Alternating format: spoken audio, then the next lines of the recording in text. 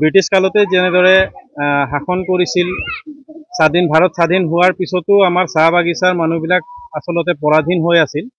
বাগানৰ কোম্পানীবিলাকে নিজৰ অধীনত চাহ বাগিচাৰ মানুহবিলাকক ৰাখিছিল। দীৰ্ঘদিনীয়া দাবী আছিল।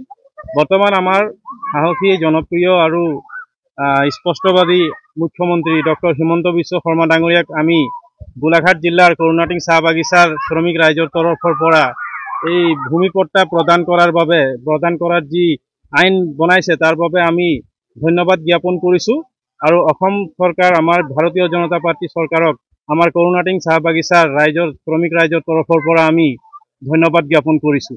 গতিকে কালি আমি বিধানসভাৰ যি অধিৱেশন চলি আছিলে আমি চাইছিলোঁ, আৰু এই কথা স্পষ্ট নহয় যে জলাসকলক দিয়া নহ'ব।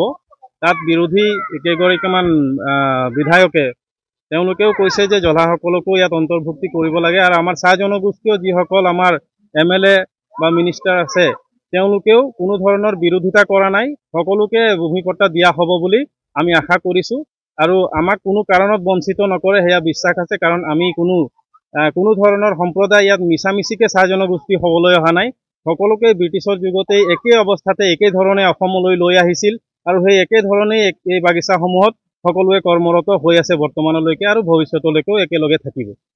বিভিন্ন সম্প্ৰদায়ৰ চাহ জনগোষ্ঠীৰ আমাৰ লোকসকল যিসকল আছে, উৰিয়া হওক, মুণ্ডা হওক, তেলেঙা হওক, জলা সম্প্ৰদায়ৰ আমি চাহ জনগোষ্ঠীয় লোক আছোঁ। যোৰহাট, গোলাঘাট আৰু বিভিন্ন জিলাত আমি অসমৰ চাহ বাগিচাসমূহত সেই একেলগেই এই চাহ শ্ৰমিক হিচাপে ব্ৰিটিছে আমাক অসমলৈ লৈ আহিছিল। বৰ্তমানো আমাৰ চাহ শ্ৰমিক হিচাপে কাম কৰি আছে।